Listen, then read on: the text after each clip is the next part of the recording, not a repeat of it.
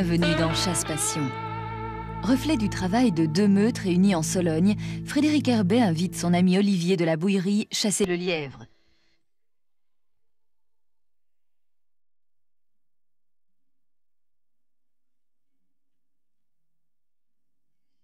Ville charnière entre la Beauce et la Sologne, Blois fut d'abord protégée par un château féodal et installé où le Val nuance sa physionomie en passant du calcaire de l'Orléanais à la craie de la Touraine.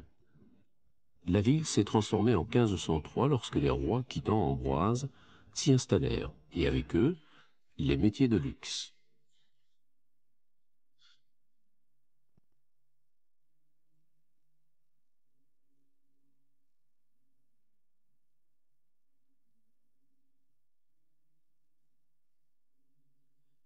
La Sologne est un pays d'étangs, de forêts et de landes de bruyères. Dans ce paradis de la chasse, nous nous sommes laissés guider au domaine de la Boue, à Bracieux. Frédéric Herbet et sa famille y gèrent des terres de famille et y passent leur week-end avec leurs amis. Aujourd'hui, ils accueillent deux équipages de vénerie, l'équipage de la Boutinière et le rallye des Grands Loups.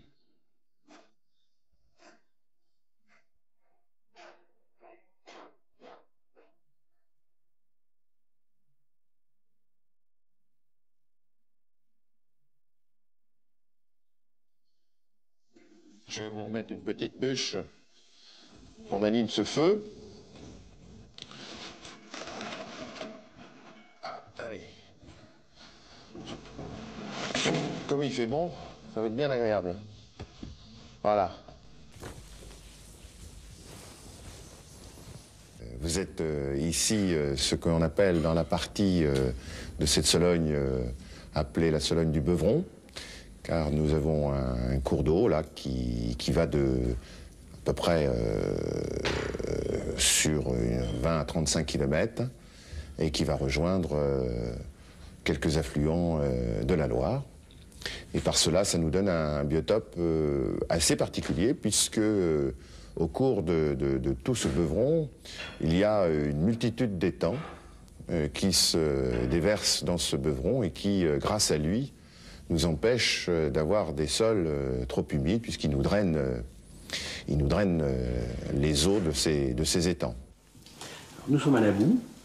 Vous êtes effectivement à la Boue. C'est un territoire plus particulier parce que familial. Oui, tout à fait, de tradition familiale que mes grands-parents ont pu disposer maintenant depuis 70 ans, à peu près 80 ans, et sur lequel eh bien, nous avons appliqué les formes de gestion traditionnelles.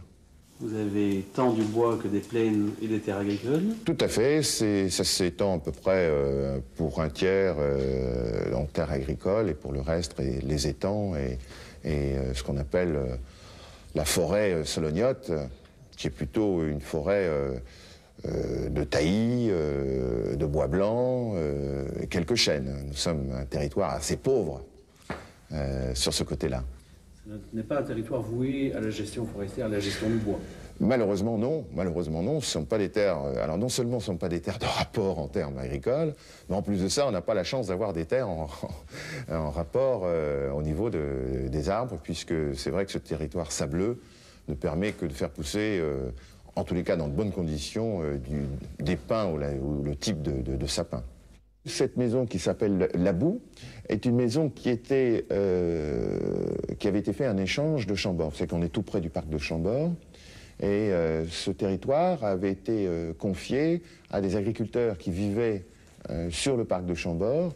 Et pour faire un massif complet à Chambord, on avait dédommagé les agriculteurs de Chambord pour leur donner un nouveau territoire. Et La Boue a été construit très tôt, au niveau du XIIIe siècle. Et donc, on y retrouve quelque chose de tout à fait traditionnel en Sologne, qui est une grande maison à colombage. On s'y croirait en Normandie, mais quand on dit une grande maison à colombage, ça veut dire une maison avec des étages, et c'est tout à fait original en Sologne. Des maisons en colombage en pleine nature est assez original. Je tiens absolument à garder sur nos territoires soloniaux cette multitude de traditions de chasse, et en particulier la vénerie. Alors la vénerie sous toutes ses formes. La vénerie du cerf, évidemment, la vénerie du chevreuil, Et puis la vénerie du lièvre, qui est une vénerie alors merveilleusement bien adaptée au territoire sologno, parce que vous le verrez, ce sont des petites coupes, ce sont des petits chemins sablonneux, très silencieux, très calmes, où la voie est bien portante. Et la vénerie du lièvre est par excellence bien adaptée à ce territoire. Et c'est une tradition que je maintiendrai le temps qu'il faudra, mais vénerie toujours, vénerie du lièvre.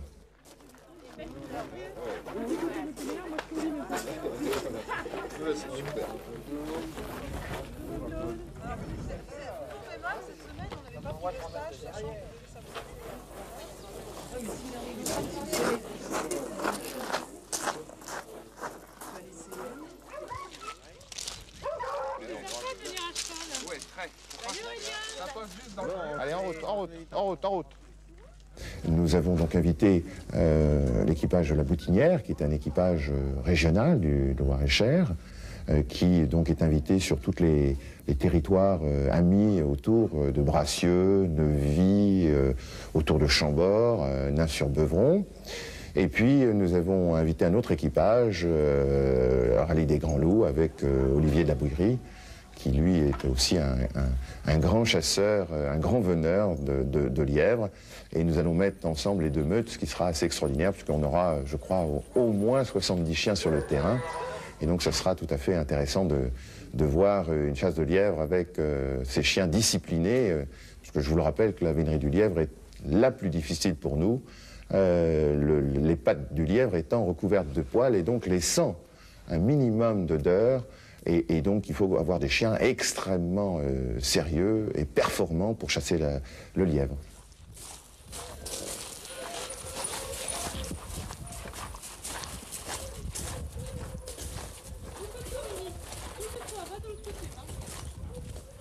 Donc aujourd'hui, en termes de spécificité, vous êtes très nombreux. Et donc, la priorité, c'est les chiens et ceux qui chassent. Donc je demanderai à tout le monde d'être, comme vous êtes très nombreux, d'être sur les allées et de ne pas être en enceinte parce que ça va être un petit peu difficile aujourd'hui. Donc je vous répète, tout le monde sur les chemins, on a le droit de passage assez vaste, mais quand on sort de la propriété, il faut vraiment que vous respectiez ces consignes qui sont des consignes pour nous, pour le respect des propriétés voisines.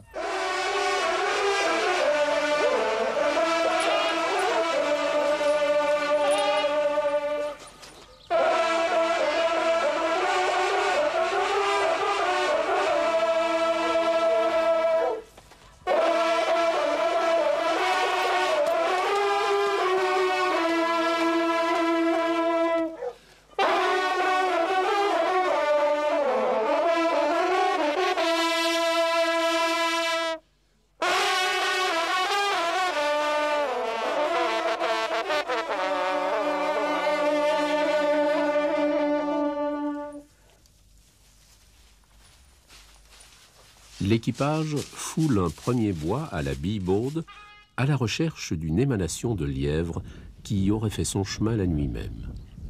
Après, ce sera au maître d'équipage de conduire sa meute et de l'empêcher de poursuivre une autre voie que celle du lièvre sur lequel elle est créancée. Le gibier est nombreux, on compte ici de nombreux cervidés. La chasse est suivie par de nombreux invités et par les amis du village, signe d'intérêt et de popularité. Tous y participent en sonnant la vue, notamment lorsque le lièvre parcourra la plaine à découvert.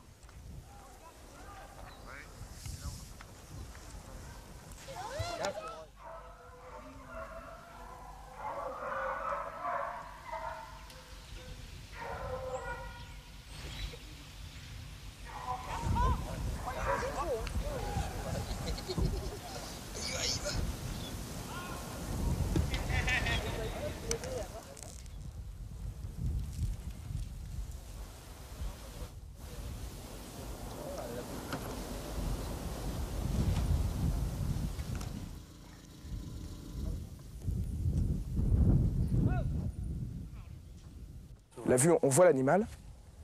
On voit l'animal. Là, une personne qui l'a vu sonne 3 coups. Et si les chiens partent, généralement ils partent sur des voies de nuit. Le lièvre fait son tour la nuit, ils partent sur des voies de nuit. Là, on ramène tout le monde sur la voie et on rallie tous. Et là, c'est parti là. Et là, il arrive vers nous. Il devrait arriver vers nous.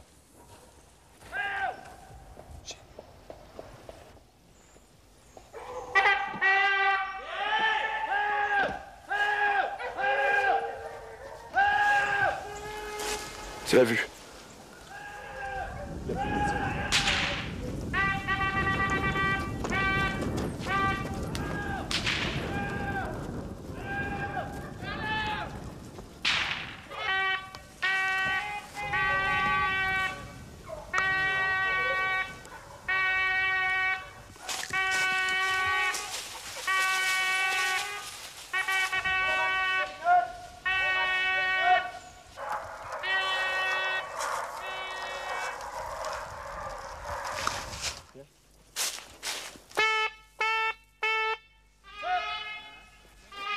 Trois coups de pibole, le signal qu'un lièvre a été aperçu. Les participants à la chasse aident à conduire la meute sur la voie, mais l'émanation du lièvre s'amenuise au fur et à mesure de ses efforts et de sa course.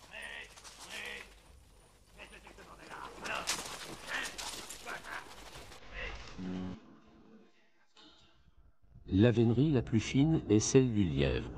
Bouquin, oreillard, bossu, autant d'appellations pittoresques pour désigner le roi de la plaine. S'il fait chaud et sec, on trouvera le lièvre en plaine.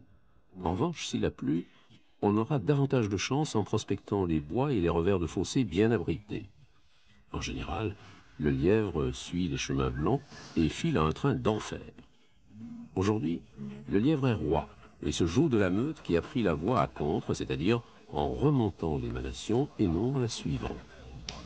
Olivier et sa suite doivent mettre pied à terre pour encourager les chiens et, à défaut, retrouver les traces à même le sol.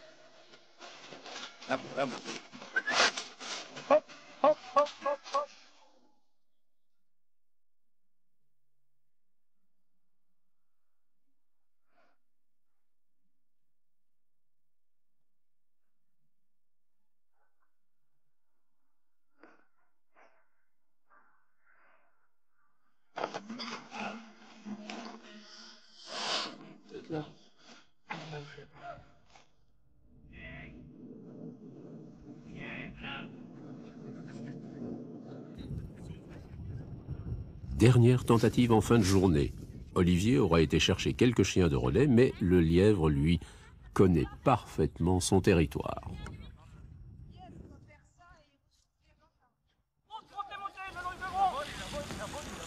Et tu regardes pas devant toi?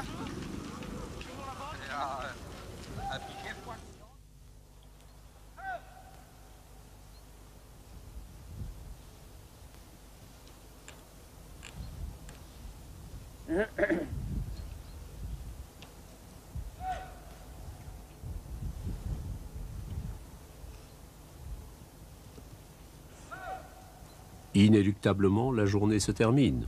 Et l'on peut rappeler les mots de notre hôte, qui maintient avec passion cette belle tradition de chasse. Vénerie toujours, vénerie du lièvre.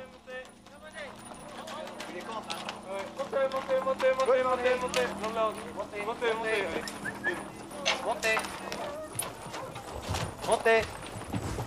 Montez. Il y en a qui est pas nous. Montez les petits chiens, montez. Idole, allez, monte. 13.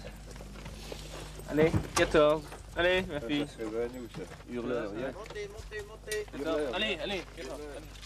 Allez, montez. 17. 17. Montez, montez, montez, montez.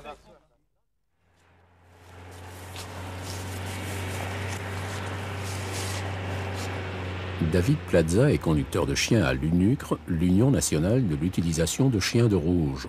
Après la chasse du matin, lors de laquelle un posté a tiré un sanglier sans pour autant l'achever, David a été appelé pour retrouver à la trace de sang l'animal blessé.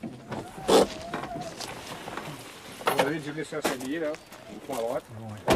Et tu viens faire ta recherche? Ah oui, je viens faire la recherche. Ok. À quel calibre tu as tiré ça? 7,64.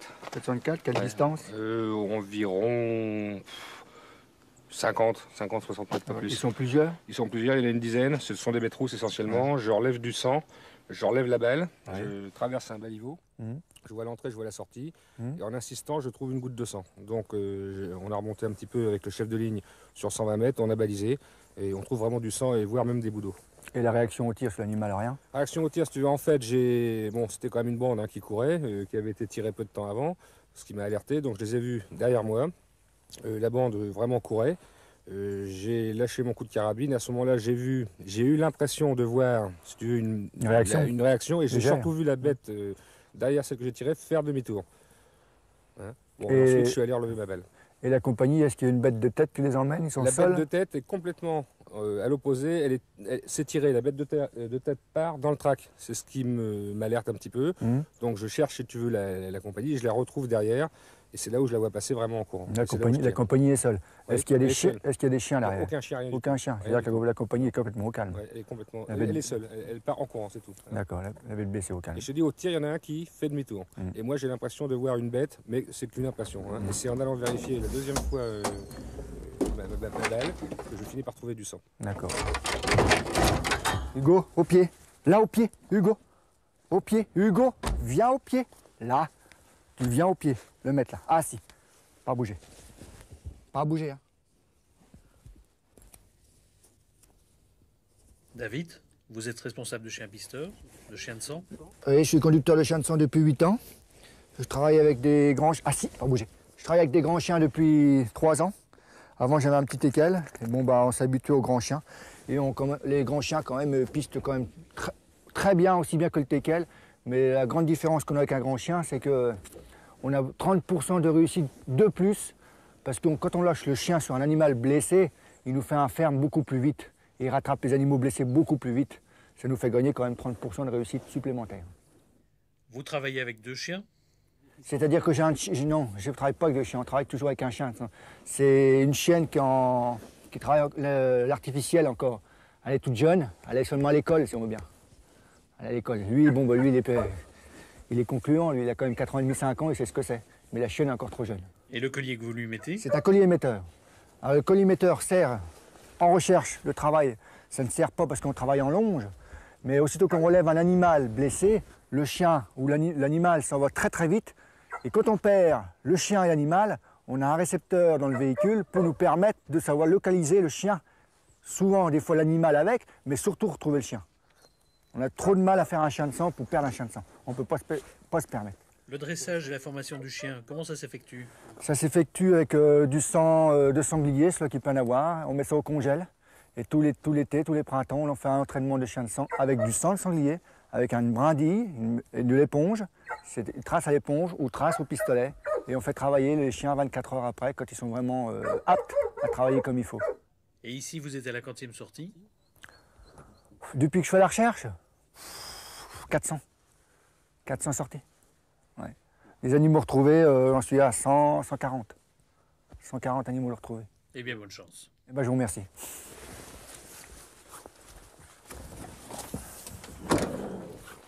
Viens au pied. Viens au pied. Hugo. Viens au pied, là. Bon, une recherche de 3 heures, 3-4 heures derrière un animal, en principe, il n'y a pas de problème. Okay. Le papier. Très bien. Hugo, bon. Pied, assis là. Donc en fait, moi j'étais là.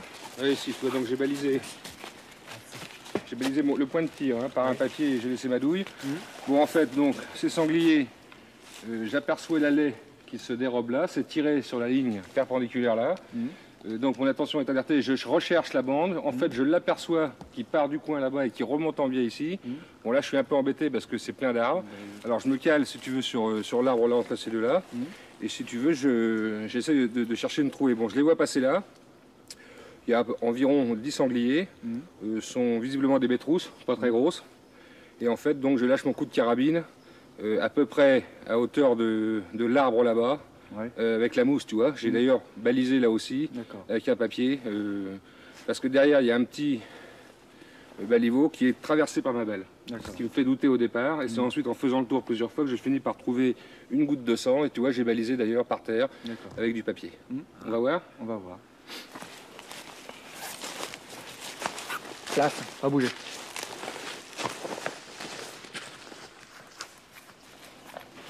Voilà. Donc en fait, je tire là. Ici, j'ai commencé à marquer les premiers indices, tu vois, on va les suivre. En fait, c'est en refaisant le tour plusieurs fois, je tombe sur une première goutte de sang qui doit se trouver quelque part par là. Attends. Oui, il y en a là. Il y en a là, voilà, ici. Voilà, c'est ça qui me... cette petite goutte de sang là. Et donc, je le suis ensuite, si tu veux. Alors je te dis, j'ai balisé moi sur environ 100-120 mètres. Hein. Après, j'ai pas insisté. D'accord. Mais il est où ton chien? D'accord. Mon chien, il est là-bas, on a arrêté sur le chemin. Bouge pas? Pas du tout. Ça, le chien, il faut le mettre en condition de travail. Le chien, il sait que si je viens relever les indices ou quoi que ce soit, je vais prendre la direction de fuite, moi, regarder le sang. Oui. Et le chien, quand il va venir travailler en longe, il va prendre exactement la même direction. Je lui donne la direction de fuite. Ah, si. Un chien de sang, il faut qu'il soit très, très, très calme. Si on a un chien un petit peu très fort, très nerveux, c'est beaucoup de difficultés. Il faut qu'il soit. Il comprend très à fait ce qui se passe, oui. Il demande qu'à partir. Assis, assis, assis. Pas bouger. Ça va y aller. C'est un go. Oui. Il est bien là. Oui. C'est marrant, il prend la... Oui. Et maintenant on est parti. Ah, ça, elle est partie. Moi je vais baliser toute la piste jusqu'à temps qu'on relève l'animal ou on ne le relève pas. Si le chien a des problèmes, je ramènerai toujours le chien sur mon balisage en arrière pour savoir si l'animal a fait un contre-pied, s'il a loupé une aile gauche ou une aile droite. Mais en principe, le chien, il fait son arrière tout seul. Mais c'est pour nous aider, savoir s'il faut un contre-pied ou si un autre animal a coupé la voie. Ça nous donne une direction. Oui, c'est bien Hugo. Oui.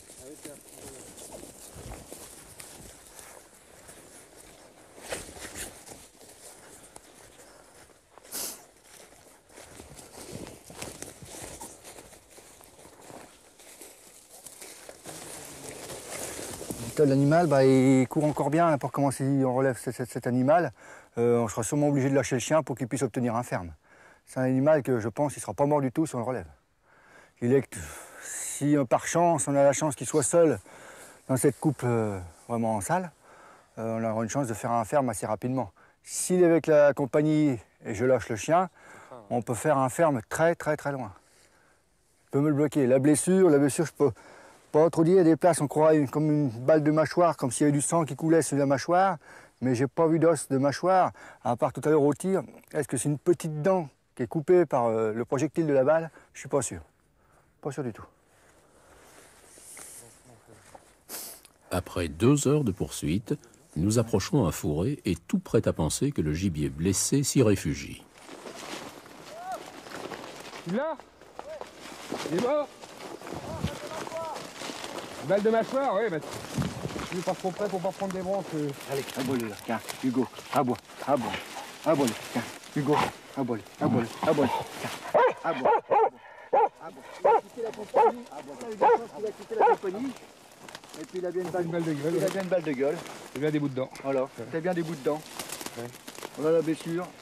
La plus grande blessure atroce des animaux, c'est une balle de mâchoire. Parce qu'ils ne peuvent plus du tout s'alimenter. Le travail du chien sur le dernier mètre? Le travail du chien sur le dernier mètre, il était un peu fou, il se doutait que c'était là, mais une densité d'animaux dedans un peu impressionnante. Alors c'est pas évident de prendre toujours le même animal, que le chien travaille le même animal. Bon, moi j'avais du sang quand même à 20-30 mètres devant moi, Le chien était debout dans le roncier, je l'ai laissé faire le chien, voir si c'était un autre animal qui allait partir ou pas. Bon, il n'y a pas eu de problème, il a fait le ferme là, il savait bien que c'était l'animal qui était blessé. Et vous l'avez dit achevé au Et je l'ai achevé à la baïonnette, au couteau. On va déjà remettre au chien, mes amis. Voilà. C'est bien, allez. Et David. Bravo. Bah, merci beaucoup. Et merci. La bague. Ouais. Tiens, tu peux te découper, pas nous. Il la date.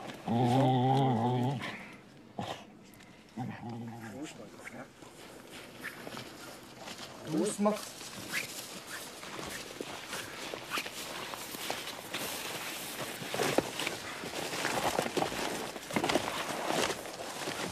On est là-bas.